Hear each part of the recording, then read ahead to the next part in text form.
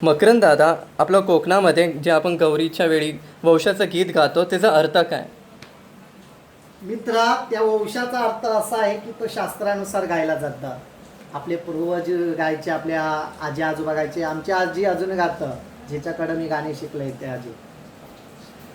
ज्या टायमाला शंकराची सती ही अपमानास्पद दहन अग्नीमध्ये उडी घेऊन स्वतःला दहन करून घेते, ती जळून जाते. त्यानंतर शिवशंकराचा दुसरा लग्न होतं. ती दुसरी पार्वती माता शिवशंकराची पत्नी म्हणून केली जातं. ती पार्वती जेव्हा तिच्या माहेराला निघतं तेव्हा शंकराला तो दिन आठवतं की असा असा प्रसंग. त्यावेळेला पार्वतीला सांगते शिवशंकर की हे देवी, तुझ्या वंशाला जातेस, पूजनाला जातेस, तिथं जाऊ नको, मी तुला सोन्याचा सूप देतो, पण तू त्या माहेराला जाऊ नको.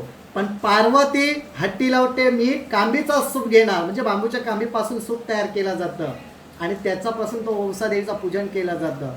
त्याचा गीत असा आहे, अशी पार्वती बोले बोल्या शंकरा, देवा मी जात दुबल्या माहेरार, देवा मी जात दुबल्या माहेरार. अशी नको जाऊ पार्वत्या दुबल्या माहेरी, देईन मी सवरणाचा सूप गा, तुला देईन मी सवरणाचा सूप गा. तेव्हा शिवशंकर पार्वतीला बोलते, मी तुला सुवर्णाचा म्हणजे सोन्याचा सूप देतो, तू माहेरी जाऊ नको. पण पार्वतीचा हट्ट की मी कांबीचा सूप घेईल. असा नको मला सवरणाचा सूप ईश्वरा, घेईन मी कांबीचा सूप गा, पण जाईन दुबल्या माहेरी गा, पण जाईन दुबल्या माहेरी गा. अशी पार्वती जात, पूजनाचा वंशाचा सूप घेत, आनंदाने परत पार्वती माता सासरे निघतं. अरे वा, छान. थँक्यू दादा.